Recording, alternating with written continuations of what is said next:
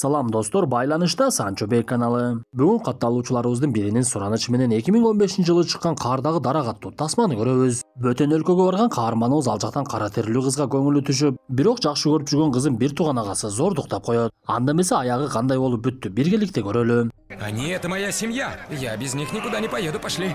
Тогда очистите проход. Достор, бүгүн сиздерге Т-банктын жаңы ыңгайлуу шарттары тууралуу айтып берейин. Эгер сиз Россияда жашасаңыз жана иштесеңиз жаңы эрежелер тууралуу уккандырсыз. Эми сим-картаны колдонуу үчүн бардык чет элдик жарандар биометрияны тапшырып, жана башка документтерди даярдашы керек. Адатта бул көп убакытты талап кылат, кезек күтүүлөр дагы түшүнүксүз маселени бир учурда чечүү мүмкүн эмес. Бирок ыңгайлуу чечими бар. Т-мобайлдын сим-картасын сүрөттөмөдөгү шилтеме боюнча тариздеп алыңыз. Банктын өкүлү аны сизге ыңгайлуу жерге алып келет. Биометрияны турган жериңизде чогултат жана бардык керектүү документтерди бир гана жолугушууда кезексиз эле тариздеп берет. Сиз дароо катталган иштей турган сим-картаны аласыз жана кадимкидей эле колдонуп баштайсыз. Т-мобайл бул Т-банктын ишенимдүү жана ыңгайлуу байланышы. Аны Россияда жашаган жана иштеген Тажикстан, Кыргызстан жана Өзбекстандан келген миңдеген адамдар колдонот. Учурда Т-банк акысыз көчмө биометрияны сунуштаган Россиядагы жалгыз банк болуп саналат. Эч жака баруунун кереги жок. Эмне үчүн Т-мобайлды тариздөө керек? Бардыгы акысыз жана бир жолугушууда таризделет. 3 жолу барып узун кезекте туруп жана бир нече жума күтүүнүн ордуна Т-мобайлда адис менен жолугуп бардык маселени бир нече сааттын ичинде чече аласыз. Сизге төмөнкүлөр таризделет: биометрия, СНИЛС, госуслугидеги каттоо эсеби, Т-мобайл сим-картасы. Жолугушууну өзүңүзгө ыңгайлуу жерде, мисалы үйүңүздө же жумушуңузда уюштурууга болот. Бул акысыз.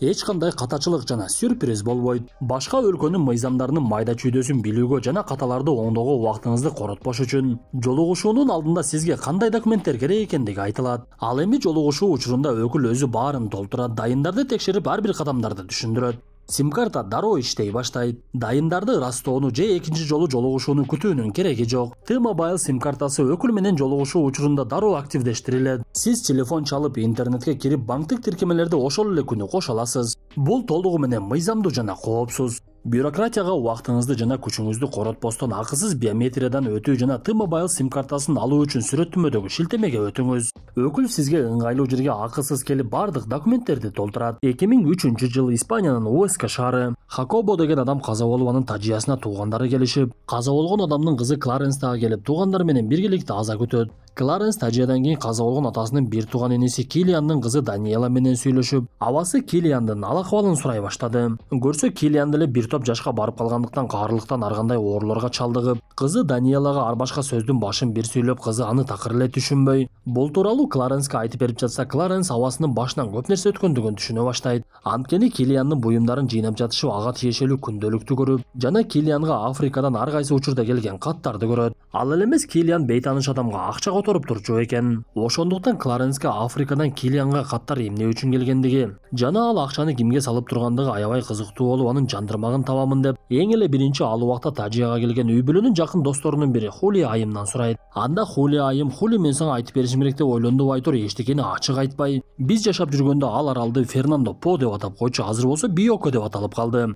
Ал окуялардын өткөндүгүнө 40 жыл болду. Эми аны казып эмне кыласың? Бирок мен сенин көздөрүңдөн байкап турам, сен бул суроолоруңа сөзсүз жооп табасың. Кандай болбосун, Биокого бара турган болсоң абайлаганың деп ал жерден кетет. Анда Кларенс Хулия айым айткандай эле өзүнүн оюнан кайтпай суроолоруна жооп издеп, бул учурда оорукчан болуп калган абасы Килиандын күндөлүгүн окуй баштайт. Күндөлүктө окуянын башталышы 1954-жылы башталат экен. Анда Килиан бир тууган агасы Хакобо менен ал учурда Испаниянын колониясы болуп турган Гвинеяга кетет. Гвинея өлкөсүнүн Фернандо По аралында испаниялыктар ар кандай эгиндерди эгишип, жергиликтүү кара терилүү адамдарды өздөрүнө жардамчы кылып, жада калса кул кылып дагы иштетишчү. Ал учурда бир туугандардын атасы ошол жерде иштегендиктен балдарын дагы ал жака жумушка чакырып алат. Ошентип Фернандо Подо башчылык кылган испаниялык Лоренсе жаңы келген каармандарыбызга дагы жумуш орундарын дайындады.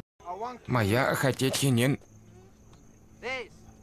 Бирок Килианга ал жердеги абал биринчи күнү эле такыр жаккан жок. Анткени испаниялыктар жергиликтүүлөргө акча төлөп айлыкка иштеткендиги менен аларды кулдай эле көрүшүп, каалагандай жумшап жаман сөздөрдү дагы айта беришет болчу. Бирок Килиан өзү жүрөгү жумшак, бөтөн адамга жамандык кылбаган инсан болгондуктан кол астындагыларды урушпай аларга жакшы мамиле менен кайралат. Ошондой күндөрдүн биринде каарманыбыз Токойдун кооздугуна суктанып аралап бара жатып, бейтаныш кыздын жагымдуу үндөрүн угуп ошол жака жөнөдү. Көрсө ал жерде шаркыратманын алдында кара терилүү, көзгө жагымдуу сулуу кыз ырдап олтурган экен. Анда каарманыбыздын көзү дароо эле жанагы кызга түшүп, бирок бир мезгилде эле ал кыз көздөн кайын болуп жок болуп кетет.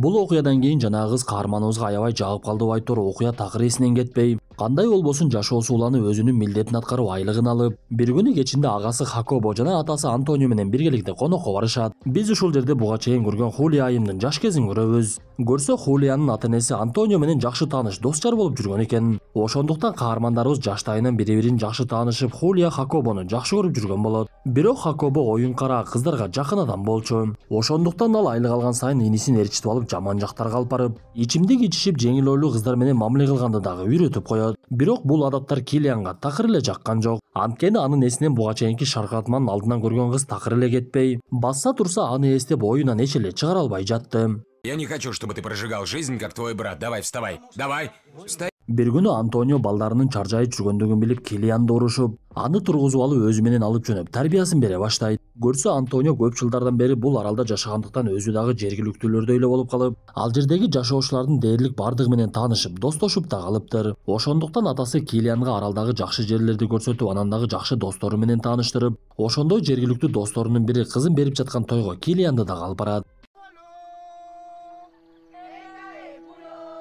Көрсө бул убакта той башталып, жар айтып, кызды чыгарып жатышкан экен.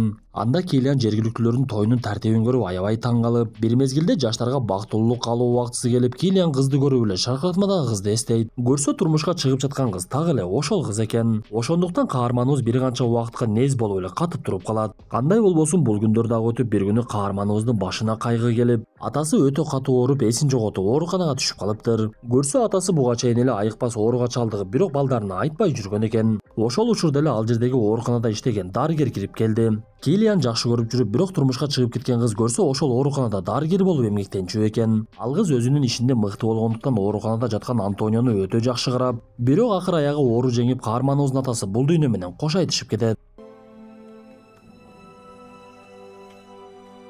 Бул окуядан кийин тасма башка убакытка өтүп, биз күндөлүктө окуп жаткан Кларенсти көрөбүз. Көрсө ал абасы менен атасы Африкага ушул убакка чейин эмне үчүн акча салып жүргөндүгүн изилдеп, ооруга чалдыккан абасы Килиандын ишин аягына чыгаруу үчүн Гвинеяга келиптир. Кларенс биринчи эле чоң атасы Антонионун көмүлгөн күмбөзүн табат. Андан соң Гвинеядагы Испаниянын элчилигинин жардамы менен маалыматтарды чогултуп, өзүнө жардамчы кылып жергиликтүү Инико деген балдардын бирин жалдаган эле.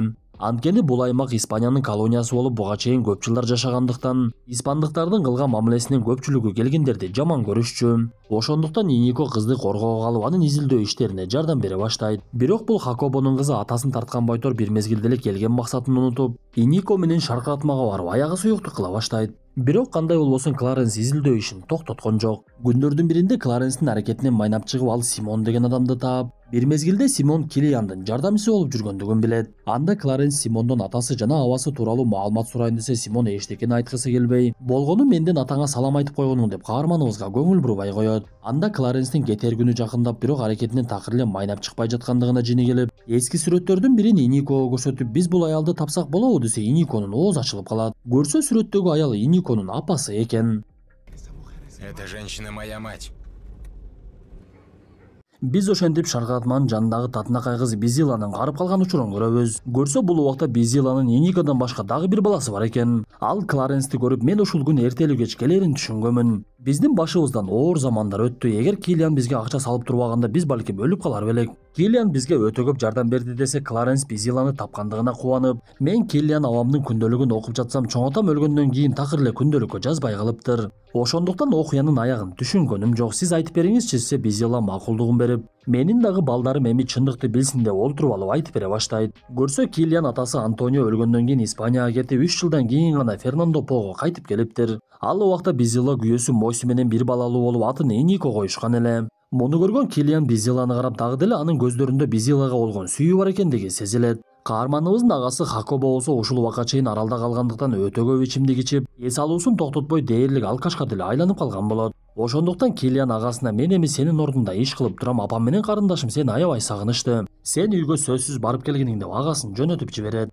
Ал убакыт 1960-жылдарга туш келип, Европадагы өлкөлөр өздөрүнүн колонияларын бошотушуп, Франция менен Англиянын кол астындагы өлкөлөр эркиндикке чыгышкан болчу. Ошондуктан Испаниянын кол астындагы өлкөлөр дагы эркиндикти талап кыла башташып, Фернандо Подогу жергиликтүү кара терилүүлөр дагы кээде актарга каршы боло башташат. Ошондой күндөрдүн биринде биз Бизиланын дагы Килианга көңүлү бар экендигин түшүнөбүз. Анткени Килиандын тааныштарынын бири катуу жаракат алып, аны ооруканага алып барышып, Бизила жаракат алган адамды даарылап жатып, кеч кирип кетип ооруканада эки каарманыбыз гана калган болот. Бир мезгилде алар колдорун жууп жатышып, денелери бири-бирине тийип кетип, Килиан Бизиланын колун кармаса, Бизила колун тартып алгысы деле келген жок. Ошентип Бизиланын күйөөсү жана баласы бар экендигине карабай эки каарманыбыз бири-бирине чакыштай жабышып, Бизила дагы каарманыбызды биринчи эле шаркыратманын жанынан көргөндө жакшы көрүп калгандыгын мойнуна алат. Ошол күндөн кийин каармандарыбыз жашыруун жолугуша башташты.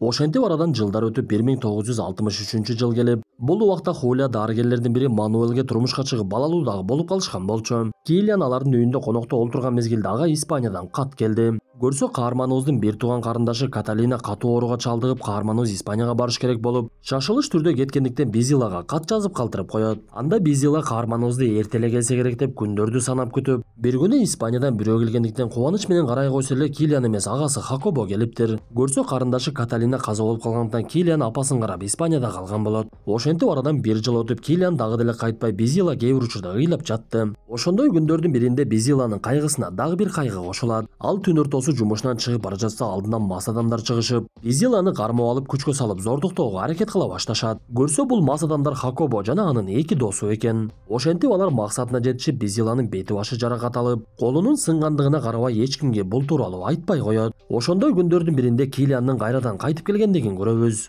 Ал Бизиланын абалын көрүп, бирок Бизила ага сүйлөгүсү келбегендиктен эмне болгондугун такыр эле түшүнбөй жатты. Бирок кыңырыш кырчылда билинет дегендей болуп өткөн окуя Бизиланын күйөөсү Мосиге жетип, жергиликтүүлөр биринчи эле бул убакта ооруканада жаткан Хакобонун эки досун асып салышкан болот. Анан дагы бул окуя Килиандын өзүнө жетип, катуу ачуусу келген Килиан келип эле агасын сабай баштап, Хакобонун бети башын канжалатып салса дагы, Хакобо бул окуялар эсинде жок экендигин айтат. Көрсө ал зөөкүрлүктү катуу мас кезинде кылгандыктан эчтеке эсинде калбаптыр. Эмнеси болсо дагы окуядан кийин Килиан кечинде Бизилага жолугуп, андан кечирим сурап, мен сени таштап кетпеймин деп убада бердим эле, бирок убадама тура албадым. Эми болсо мындай жаман иш болуптур, сураныч менин үй бүлөмдү кечирип койчу деп өтүнүп, чын жүрөктөн үзүр сураса, Бизила мага бир аз убакыт бергениң деп ал жерден кетет.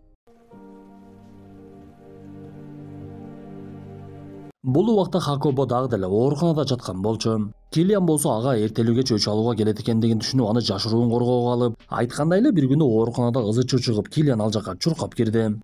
Он здесь, Килиан. Моси. Көрсө Бизиланын күйөөсү Моси Хакобону өлтүрүш үчүн бычагын көтөрүп кирген экен. Хакобо болсо өзүн коргош үчүн жанына тапанча алып алыптыр. Окуядан кийин Килиан агасын жаман көрүп жаткандыгына карабай аны Испанияга жөнөтүп, агасынын көзүн дагы карабай аны жаман көрүп узатып жиберет. Мындан соң бир күнү Бизила каарманыбызга келип, мен эми күйөөсү жок, жесир калдым. Бирок биздин тартибибиз боюнча күйөөсүнөн айрылган аял бир жыл аза күтүш керек. Ошондуктан мени издеп убара болбой эле койгонуң, эгер күтөм десең мен бир жылдан кийин сага кайтып келемин. Эми жакшы калгының деп аза күтүүгө жөнөп кетет. Ошентип убакыттын өтүшү менен жергиликтүүлөр эркиндикти самап, ал жака келген испаниялыктар кете башташып, кээ бир буга чейин Испаниядан келип жергиликтүүлөргө мыкаачылык менен мамиле кылгандар жоголуп кете башташат. Анткени жергиликтүүлөрдүн арасына кээ бирлери испаниялыктарга катуу өч болуп, буга чейин жаман мамиле кылгандарын өлтүрүп койгонго чейин барып жатышты. Ошондой адамдардын бир тобу Килианды дагы кармап алып токойдо көр каздыра башташат. Алар Килианды коркутуп, негизи биз сенин агаңды өлтүрөлү дегенбиз, бирок сен аны кетирип жибердиң го. Эми жообун сен тартасың деп күрөк менен чапкылап, андан соң тирүүлөй көмө башташат. Ошол учурда эле ал жерге Килиандын жардамчысы болуп жүргөн Симон чуркап келди.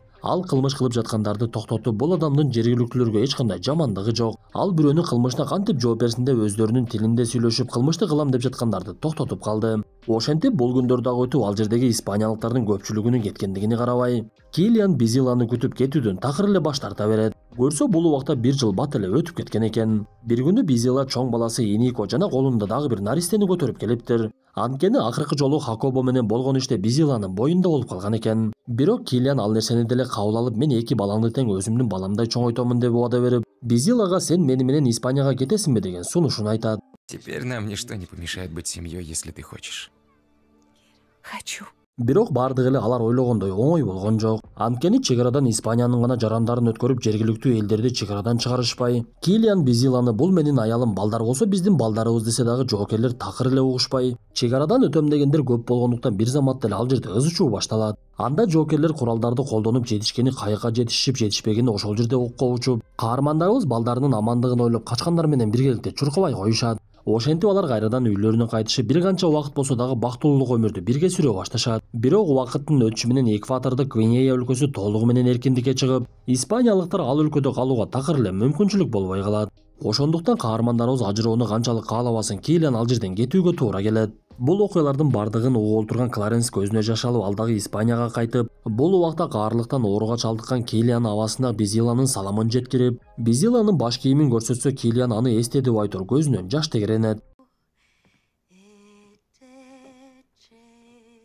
Ошентип арадан убакыт өтүп бир күнү Безиланын үйүнө Килиан өлдү деген кат келет. Көрсө Килиан оорусунун айынан акыр аягы көз жумуптур. Анда Безила катты окугандан кийин деңиз жээгине барып, сууга киргенден кийин чыкпай калып көз жумгандыгын түшүнөбүз. Тасманын аягында Безиланын эки баласы Энико менен Фернандо Испанияга келип каармандарыбыздын үйүнө конок болушат. Достор, ушундай мүнөттөр менен бүгүнкү тасмабыз дагы аягына чыкты. Тасма жакса мыкты белгисин басып оюңуздарды сөзсүз калтыра кетиңиздер. Анда эмесе кийинки тасмадан жолугушканча ден соолукту жакшы карап, ар кимибиз өз сүйгөнүбүз менен түбөлүктүү бирге бололу.